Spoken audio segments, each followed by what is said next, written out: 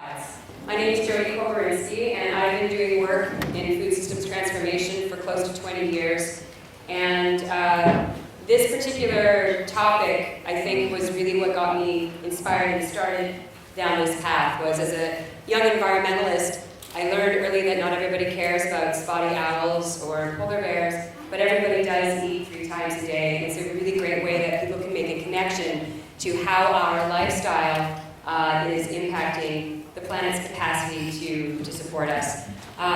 For this conversation, I brought in 3 really great speakers. Susan Chan works for a really great organization called Farms at Work. She is an independent scientist, unaffiliated with the university by choice, so that she can pursue really, truly pure science. She has been doing really great work looking at one particular pollinator that has a special relationship with one squash plant. It's really fascinating work. We have Coneybeare with us, who is the Ontario Beekeepers Association, and has been one of the farmers most devastated by colony collapse disorder, but also most active at going after the root and the source of that problem. And he is part of the lawsuit, $450 million lawsuit against Bayer.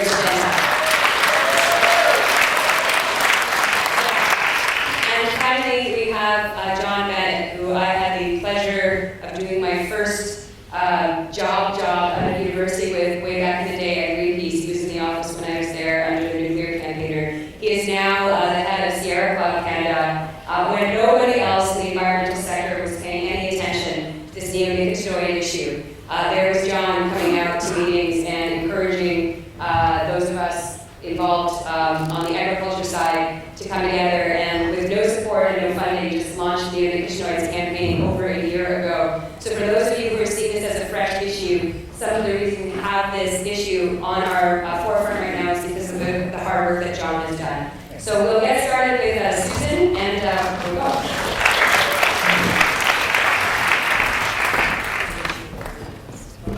Well, thank you very much, Jodi, for inviting me to this, and thank you very much for you for showing up and hearing me speak. So I often called to speak about native pollinators, and that is what I do. I speak all across Ontario about native pollinators and about native pollinators. Today I thought, I had such a little bit of time, I don't have enough time to talk about those topics. I thought that I would try to set the scene for you, try to make you understand what is happening in agriculture. Now, I read the agricultural press, and one of the articles that I read recently said, environment or habitat trumps pesticides in bee decline. And I thought, wow, that is really, really misinformation. I would put it some other way. I would say habitat and pesticides cause bee decline. And if I were to go one step further, I would say habitat and pesticides are caused by monoculture, which causes bee decline. So that's how I want to talk to you today.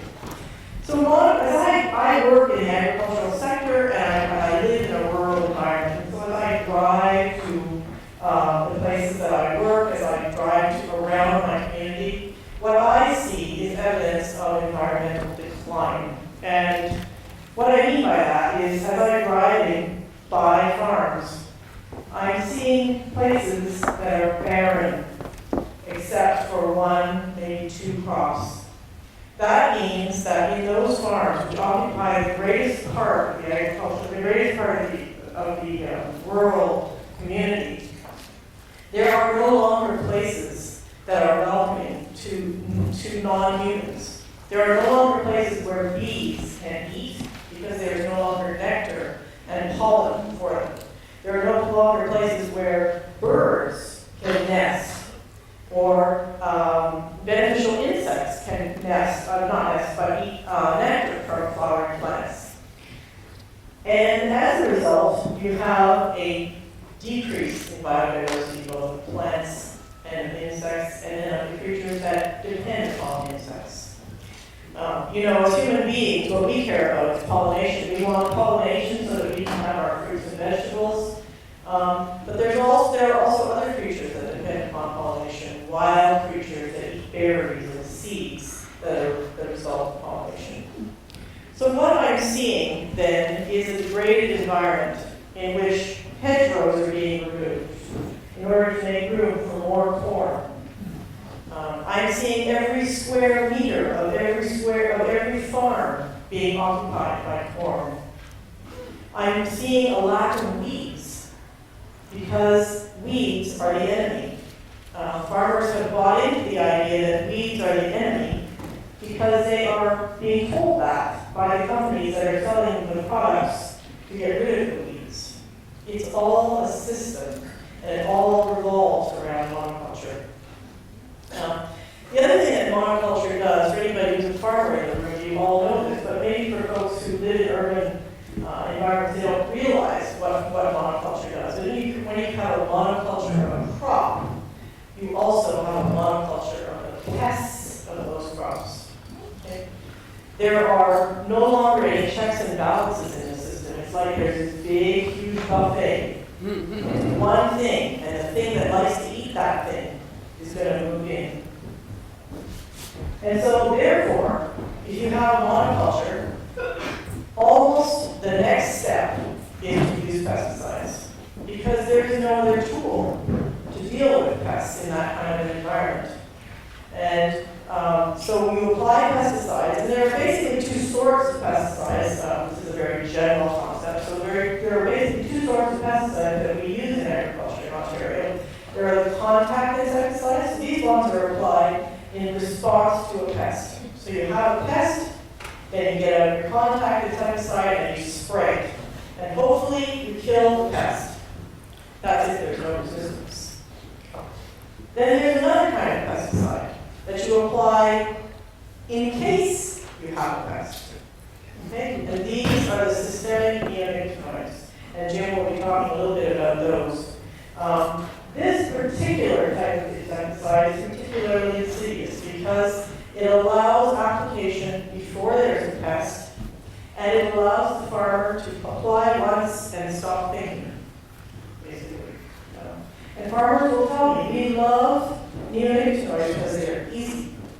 They're easy to apply, and they work. And they do. They definitely work. They kill things very, very effectively. The problem is they get into nectar and pollen, which is the food source for the pollinators that we want to preserve. It's also the food source for many other beneficial insects that we don't even know about, wasps and flies, all kinds of things that you or I may not even be aware of that are important in an ecosystem. So if we have a system of monoculture, we degrade the environment, first of all, so we reduce habitat. Then second of all, we come along and we taint the food source. So we may not kill bees and pollinators directly, but what we may do is make them less able to function. Because these insecticides are often neurotoxins, they make these pollinators less able to forage, less able to reproduce, less able to communicate. So this is the fundamental problem. The fundamental problem is this type of monoculture agriculture, this monoculture attitude. I would suggest that one of the ways of combating this, and Jodi, go ahead, and I'll try and go on. One of the most effective ways that I know of combating this is something quite different. It's actually to eat food that is produced by farmers here. Eat local food. The farmers that produce local food generally have more consciousness around the environmental issues. I mean, this is a broad statement. It may not necessarily be true all the time. And by doing that, we put money in the pockets of those who are willing to put money into environmental issues on their farm, like maintaining natural spaces, like not growing on every inch of property, like not using insecticides, where they can use other things like crop rotation or intercropping. This, I feel, is a very effective tool. And another thing is the onus is not all on farmers. The onus is also on eaters. Okay? Eaters need to make choices, and they need to make it financially viable for farmers to grow food for us here. Thank you very much.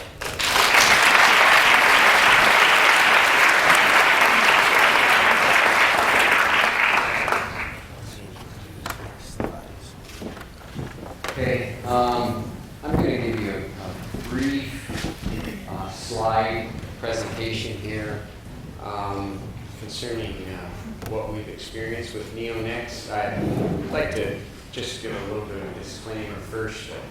I am a director and vice president for the Ontario Beekeepers Association, but I don't want to give the thought that I'm speaking on behalf of the Ontario Beekeepers Association. I just want to avoid any legal implications possibly. But I want to give you some background on what we've experienced with neonics. It more or less blindsided beekeepers. In other words, when we didn't see a sprayer running up and down the rows of the fields, we figured we were safe. And as we heard previously there, neonics are insidious. You don't always know they're there. They're water soluble, so that means that they can get into the plant and into the environment through water. They're highly toxic, and as was said before, they're systemic, meaning that they're taken up by the actual tissue of the plant and are part of that plant, so that when an insect bites that plant, they're taking on pesticide as well as part of the plant. Also, I'd like to just say thank you to Emily. She's worked with me. She's seen this firsthand for the past 2.5 years, and I have a few other people that work with me. If it hadn't been for these individuals, my morale would suffer greatly. I mean, it has, because what we've seen is not only a financial, but you'll see through the pictures just huge, huge losses in bees. And through the wonderful people that I work with and my wife, your morale can go from this level one day to here, just by being surrounded by great people. Okay. So neonics, they're used on pretty well 100% of the corn. So the majority of the corn you see in the fields is treated by neonics. Majority of soybeans, they're treated. Probably about 35% of the wheats and that kind of thing are also treated by neonics. This here, when seed coating is applied, only 1.6 to 20% of that pesticide is absorbed by the plant. So the rest of it goes out into the environment and is available in the environment to pollute the environment. Here's a picture of my bees. Don't quite look like that. You don't have snow here, but I'm up in Wellington, Grey Bruce area, and we're into snow. And they're not quite that buried, but that's what they look like probably another few weeks from now. And that's what they look like, or should look like, in the spring. So that shows you a very populous, probably 20,000 bees in the hive right now, in a healthy hive. That's in the spring. There's probably 20, 25,000, pushing 30,000. In the peak of the summer, probably 50,000, upwards of 60,000 bees in a hive. Here's another girl in the bottom corner that worked with me for 8 years. That was Ashley. Once again, it just shows you healthy hives up top there. Tremendous populations in a honeybee hive. This is personal records. There's been a lot of, I guess, miseducation, if you want to call it that, from a lot of different sources saying, well, beekeepers, they have a lot of problems, and we do have some health issues with varroa mites and other things, but this is an actual inspection sheet. You'll see along the bottom there where the red line is, inspection details, hives counted in the bee locations, hives inspected, 10 hives out of 46, and then for all the disease problems, they're all zeros. In fact, they've done hundreds of inspections over the past, I don't know how many years, and found 0 disease problems and very low mite counts. And right at the bottom, remarks, alcohol wash. So that's giving a count on varroa mites. So you see 1 mite in 300 bees, second hive, 1 mite, 3. So it's 0.3%. The treatable level is probably somewhere between 3 and 5%. So they're well below treatable levels. Once again, similar thing here. Now I see here on the left, once again, a healthy hive. On the right, that hive is alive. There are bees in that, but the population has been so devastated, you can hardly see any bees. This is an area of brood, so that light beigey brown area is an area of brood where the queen has laid eggs, and the population has been depleted so much that there aren't even bees to cover that unhatched brood. Here is, it shows once again a very healthy ability of a queen to lay, so she's doing all that she can to build her population. All that light brown area is hatching brood, but there aren't sufficient numbers of bees to cover it and maintain the temperature. Hopefully that brood will hatch out healthy and boost the population, but bees are exposed to neonics in the environment constantly, and whether it be direct kill or, as we said before, there are neurotoxins, whether or not bees can navigate back to the hive, etc. In any event, it knocks the population down. Okay, this shows just a bunch of bees out dead in front of the hive. Once again, dead bees in front of the hives. Once again, just massive numbers.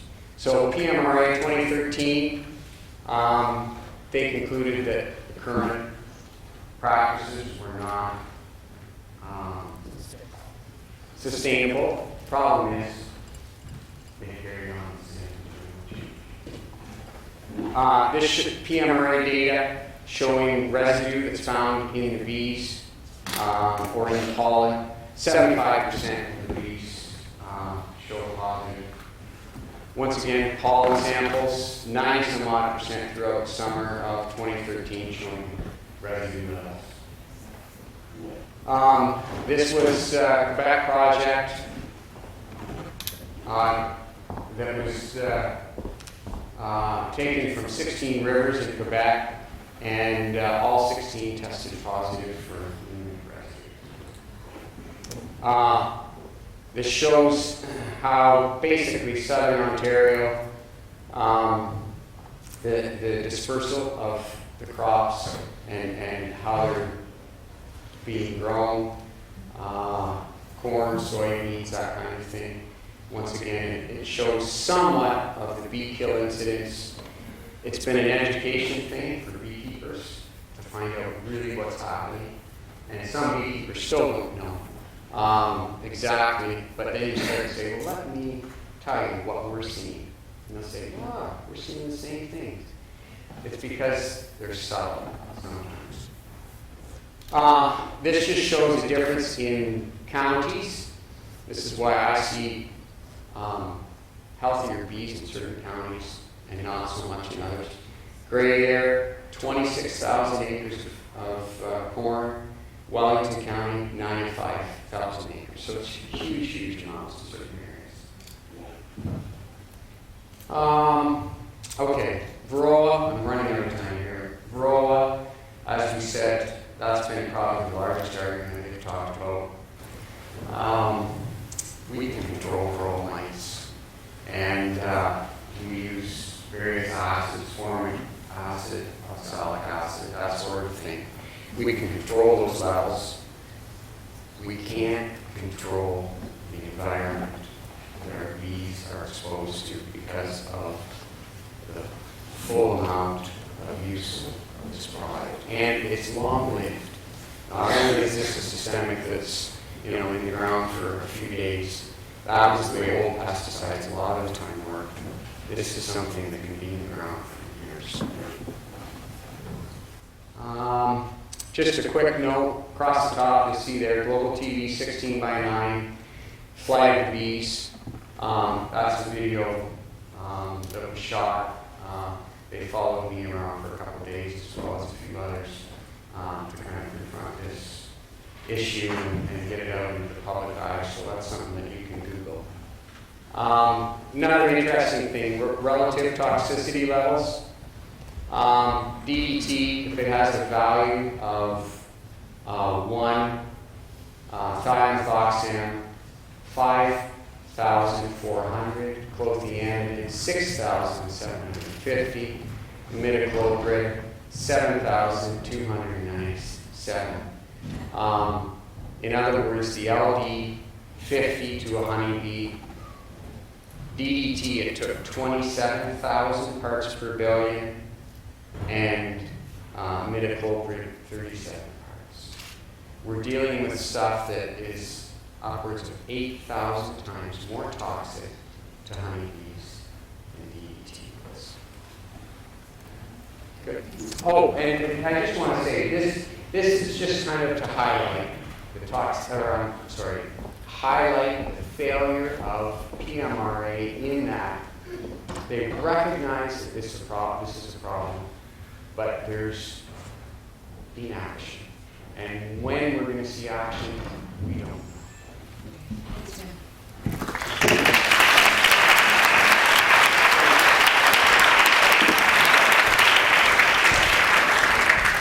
Before I start, I just wanted to say something about Jim.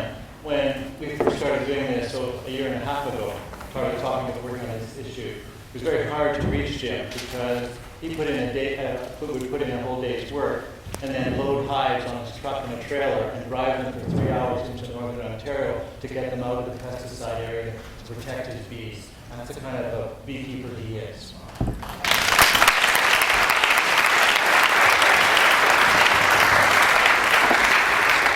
So I'm not going to try and pronounce all those unpronounceable things that Jim just did, but I'm going to talk a bit about the process of what we've been doing to try and end this. A lot of scientists have described this to me as a second silent spring. Maybe you remember Rachel Carson, who wrote a book in the early 60s when she was the first to put together the fact that birds of prey were disappearing and DDT. Because the effect on birds of prey was an unintended result of using DDT to control insects. What we're seeing is exactly the same thing when you use more pesticides. They're supposed to be terrific, they're supposed to be targeted, they're supposed to only affect the pests, but it hasn't worked out that way.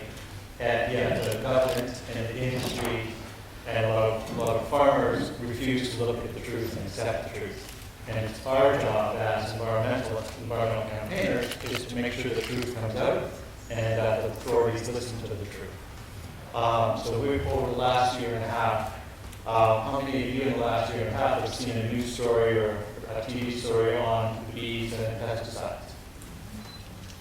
Yeah, that's what we've been doing for the last year and a half, was to get this story out. We started because in Europe, the EU have announced a ban on these pesticides that began last spring. And it's a 2-year moratorium, but the worry is that it's going to be a permanent moratorium. So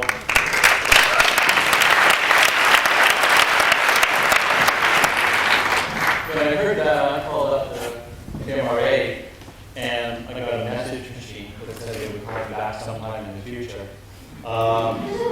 PMRA, by the way, is the Pest Management Regulatory Agency. It's part of Health Canada. But don't think it's there to actually regulate pesticides. What it's there to do is to give licenses to companies that want to produce pesticides. It receives about 70% of its budget from the pesticide manufacturers. So basically, it is reviewing the science provided by the industry with very little resources of its own to actually verify that science. And if it doesn't like something, it asks the same people who produced the first version of the science to produce the next version of the science. So as we look into how this process works, because in the Health Act, or the creates this agency, it says that they're supposed to exercise the precautionary principle. And for us, the precautionary principle is if it may have a problem, if it may cause damage, you shouldn't do it. They interpret it the other way around and say, well, as long as we don't know for sure that it does cause a problem, then it's okay. And that's the philosophy that we're dealing with right now. But even they had to admit in 2013 that there was something wrong. That Jim and hundreds of other beekeepers in Ontario, Quebec, and Manitoba were reporting incredible losses in 2012 and then again in 2013 and last year. If you ask their expert on it, they'll say, well, we think we understand the spring die-off. That's because of dust getting into the air and the pesticide escaping and getting into the bees by indirect routes. But we can fix that by changing things and making farmers only plant at the right time of day and when the wind's blowing in the right direction. But we don't understand at all why there's a second die-off every July, at the end of July. We don't understand the science of how that happens. But if you think about it, that's when the corn goes into silk and starts releasing its pollen, and that's when the bees start to die again. So they are in the process right now of reviewing the 3 main pesticides in this group. But that hasn't stopped them from continuing to issue new licenses. So since they announced they're reviewing these pesticides, they've relicensed the same pesticides that they're regulating, that they're reassessing. They've given new licenses for different formulations of them 4 or 5 times. And they just announced they intend to license a brand new one that it's not called the name I'm talking about. It's just the same member of the same subgroup. And it's systemic and it's based on nicotine. It works exactly the same way. It's just directed to bees, other pollinators, and small animals. But they decided to go ahead with that. But it's not all bad news. I just want to tell you that in Ontario, working with the Ontario Beekeepers Association, the Sierra Club, has actually got through to the Ontario government. And the Ontario government has announced that as of 2016, if the farmer wants to use these pesticides, he's going to have to get a license from the province. This is only a half step, but it's a really big step because it's the first jurisdiction in North America to actually say, hey, wait a minute, there's something wrong here, we have to do something. And so what's really important when you go home, your homework for this is to pick up your phone or send an email to your member of the Ontario legislature. Because I can tell you right now that the members of the legislature are under tremendous, tremendous pressure. The pesticide companies, Syngenta and Bayer, the companies that make baby aspirin, they're the biggest manufacturer of these, have put on a full court press in terms of lobbying both the federal and the provincial government. Federally, they went out last fall and hired the most popular member of parliament. They've been elected by the other members of parliament more than once as the most popular member of parliament. He's a conservative MP, and they actually hired him for their lobbying company that's known as Spotlight. They went and hired a cabinet minister. He announced last November, a year ago, that he was retiring from Parliament, and on the 1st of December, Spotlight announced that, guess what, this is going to be our new CEO. And that's legal apparently in Canada. I know because I actually filed a complaint and was told that I was wrong. That it was perfectly legal for a cabinet minister to step out of the cabinet and leave a lobbying company the very next day. In Ontario, they hired a former agriculture minister to do the same work in Ontario. And I actually spoke to a few Ontario cabinet ministers who said this is the most unprecedented lobbying campaign we've ever faced, and it's all over the Ontario government's decision to restrict the use of cannabinoids. So this government needs a pat on the back and lots of urging from us so that they'll stay strong, because they are politicians and the wind keeps changing, so we have to keep blowing in the right direction. But that is a very good step in Ontario. It gives us a huge lever in for the next phase. We wondered how this could happen. How could a pesticide get on the market? These only entered the market in the mid-90s in Europe and the early 2000s in North America. So it's a brand new pesticide. How did it get on the market with this problem that it kills bees and other pollinators as well? So we went back, and I had 2 really brilliant interns last summer who went through all the records that are public from the PMRA. They have a registry, but it's a non-searchable database, so you can't actually go through and find things. You look through it, but if you're trying to code really advanced, you can't do it. So we actually did that. So we took their data and made it into a database. And when we ran the data, we discovered that these pesticides, and different, like each formulation has its own license, they have given 55 conditional temporary licenses for the use of to register these pesticides, since some of those date back to 2004. But we could not find any record that the conditions had ever been met. The most prevalent condition was studies on chronic toxicity to bees. That dates back in 2004. They knew in 2004 there was a problem with this, and this was really toxic to bees, and they asked for more science, and they didn't bother to get it, and they allowed them on the market.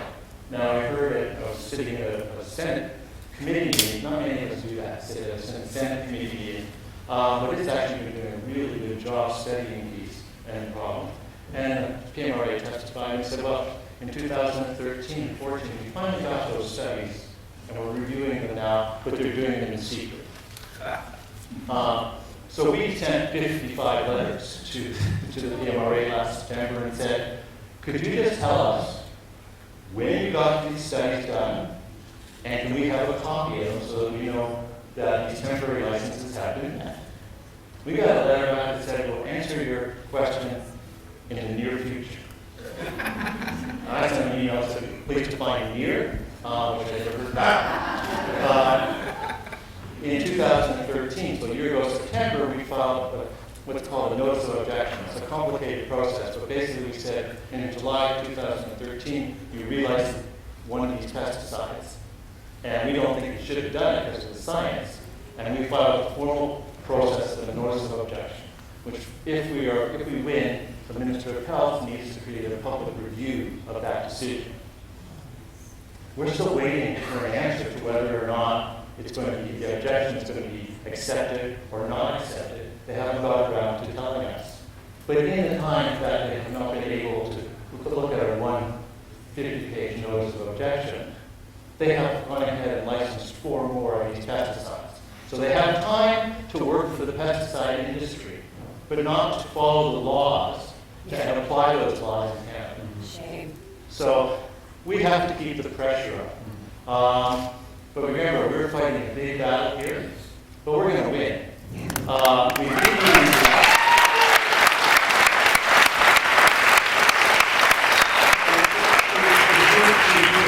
other things. There's been a problem in that most of the stuff, this battle was over.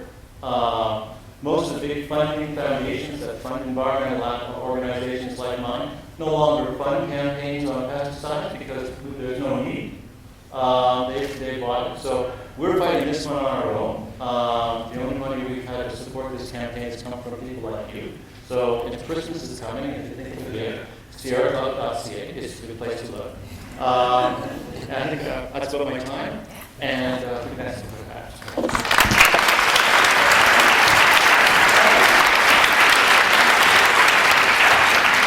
So we have about 15 minutes before the dinner. What I'm going to do is we'll go to the crowd for questions. I'm just going to give each of you an opportunity to maybe comment briefly on something you heard from the others, or if there was something that made you think, oh, I wish I had said this thing while I had the mic. Now's your chance.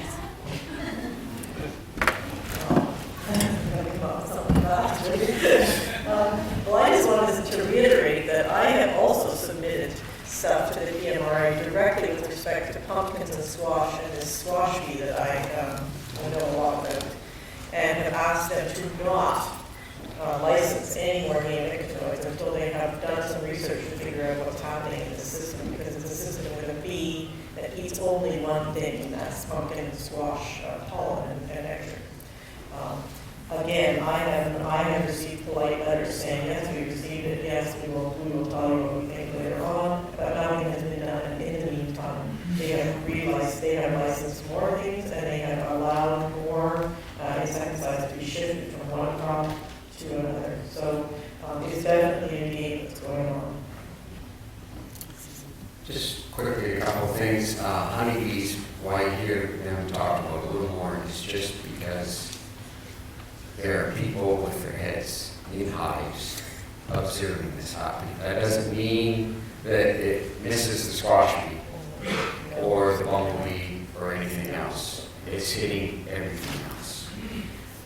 Secondly, John mentioned the situation with requesting more science and redoing the studies to get more science. One of the studies that was recently done by a scientist on this at the U of G to give more data, they chose to use larger plots of canola for the honeybees, treated seed versus non-treated seed. One of the biggest flaws in this whole thing is that the beehives that the scientists used for the study, they were both taken from Wellington County, Guelph area, where the entire landscape is predominantly neonic-treated agriculture. Moved them into an area that was canola, one treated field, another untreated. Then when they finished pollinating the canola fields, they said, oh, there's no place that we can move these hives to that, it is an untreated area or unaffected area, except maybe the Meaford tank range. So they moved the hives up to the Meaford tank range to complete the project. The problem is the tiger's already out of the cage. The neonics are present. We have no idea of how much residue those hives had beforehand. So there was no real control for those beehives being moved into the initial canola plots.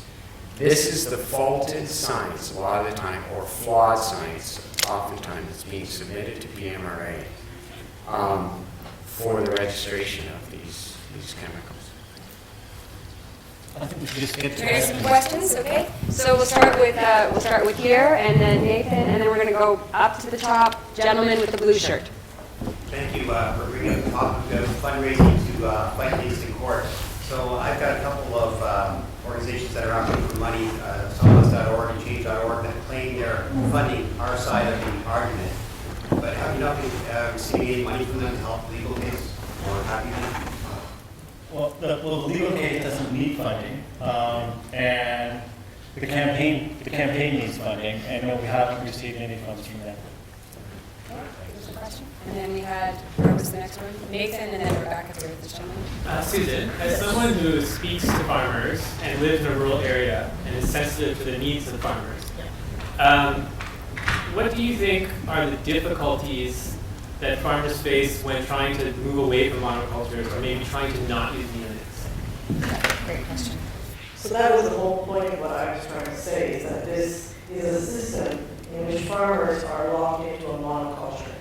So farmers need to move away from monoculture, they need to be able to move away from neonicotinoids. However, there is an open door. There is actually not just a little crack in the door, there's a huge crack in the door where farmers can move in to reduce their neonicotinoid use. And this is because it is well documented by OMAP now. You can find this online. I found this documentation online, and I don't have the slides, so I can't show you where.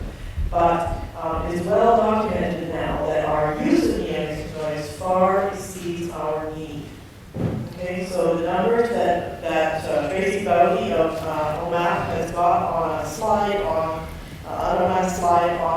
the net is that there are 7.5% of the acres in corn need neonicotinoids. The others do not. And 99% of the acres are having it applied to them. Okay, so there is a door that farmers can move through very easily without even changing their systems.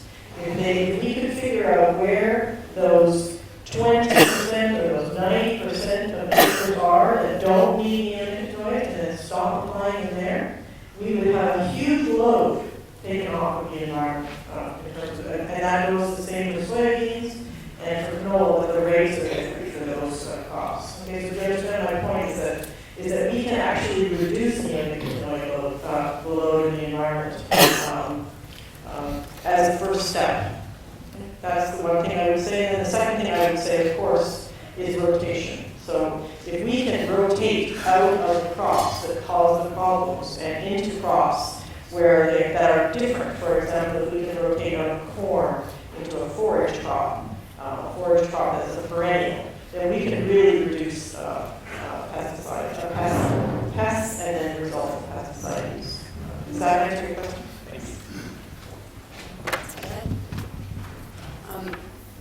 And you had a question on the top, yeah? My question would be, we've been looking at this from the aspect of bees, and I don't want to take away from that, but I would say this, that, given that we're humans, I'd like to hear a little bit more in terms of what's the situation in terms of us absorbing nicotinoids as opposed to just bees. Can we talk about that, or has anybody even studied that? I can speak to it a little bit. I can speak to that a little bit. I would say that what has happened is that we're in the very early stages of understanding that. And so what I do know is, because I follow the literature quite closely on neonicotinoids, I have read literature around human health, but it's always associated with tea drinking in Japan. Because I guess there is if you drink too much tea, tea is also, neonicotinoids are used on tea, and if you drink too much tea, you can have an acute case of poisoning of neonicotinoids. However, I have not got any other data on health, human health, but I am paying attention. And so are other people. It's starting to become an issue, yes. Just quickly, it's different than other pesticides. In other words, it's not fat absorption, it's water soluble. So the science as far as studying it with individuals, within people, is different than what we see with the older type pesticides. So in certain aspects, I think some of the science has to catch up with things, and we need to take a different look at things on how the human body responds to it. In other words, it can kill certain aspects of our nervous system, but it's hard to measure because it's in and out of the system a lot more quickly than something that's fat soluble. In terms of the shifting thinking on this is one of the pieces I do want to encourage people to really start to look at another paradigm around this question. When we're thinking about health, one of the things that I want to remind people is it isn't all about you.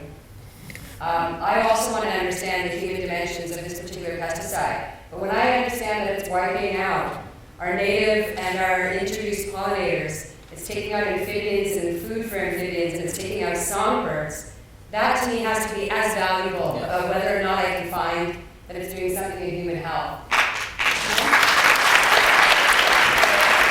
Our biggest concern, it is a good one. Part of the reason we don't understand how pesticides are really impacting humans is because when we set up testing for these products, we test for what the chemical company believes is the active ingredient in the poison that they have created. And they're not looking at what is the actual impact of the commercial formulation of that. And Dr. Sarah Lee did a study that he released in February of 2012 through Cryogen. He looked at 14 different commercial formulations of Roundup, and he found on average that they were 2 to 2.5 times more toxic as a Roundup product than glyphosate was on label alone. And we find this in the neonicotinoids as well. Again, with Dr. Sarah Lee, some new research. I was just in Regina a week and a half, 2 weeks ago, and he was just slide after slide of new work showing that even in the neonicotinoids, that the adjuvants, or the oil-based materials that make the pesticide stick on the plant or stick on the seed can act as a synergistic relationship with the toxic compound and in some situations, the commercial formulation of a neonicotinoid is 1,000 times more toxic than the neonicotinoid alone. So even when we find health data, the health data that we're looking at is usually looking at studying the quote-unquote active ingredient in some sort of designed study, and that isn't any indication of what is the actual impact or exposure. Now we add to that we're looking at this one particular neonicotinoid, but not the 30 other pesticides that may either be in the soil or be being used in a season in and along that. So we have this stacking effect. So this is a really deep case of we have no idea what we don't know that we don't know. And that's an area of deep concern. I'll open it up to a couple more questions and then we'll switch to the break. So hands up over here, yes? I'm just curious about the mechanism of how the neonicotinoids in corn affect the bees. Because corn is mostly would pollinated, right? Yes, it is. But bees, they'll fly probably 3 to 5 kilometers in any direction. And when there is a huge area of pollen available to them, they'll use that pollen. So if you've got 100 acres of corn growing, I don't know, just a few meters away from where you're parked, they look at it and they say, well, it's maybe not the best, but there's so much of it there. We're going to use it. And so they're using it. And so that's one of the biggest reasons that corn is. And corn is a little different plant than some of these other plants. If there's moisture there, it'll take advantage of that moisture. It'll suck up whatever it can out of the ground and use it for growth. So that's part of the reason why it's a big hit for the honeybees. And we'll take one more question before we wrap up. Amy, yeah? I'm sorry, this isn't a question. I just wanted to make a statement or a comment. I might be an overly emotional person, but I just want to say, isn't this wonderful that we're all here caring about our future and our children's future, our grandchildren's future, and our food? Like, this is just wonderful. So I think that deserves an applause. Oh.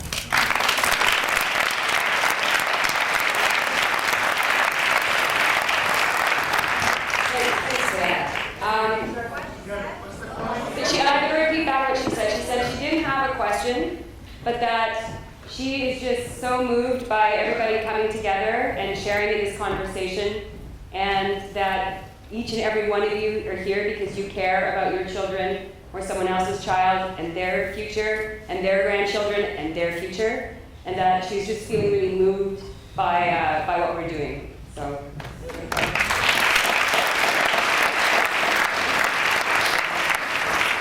I think what I'm going to do is wrap up and let everybody know that our speakers are around. There's an opportunity to continue the conversation. And we will see you folks 6:15, 6:20. Thanks.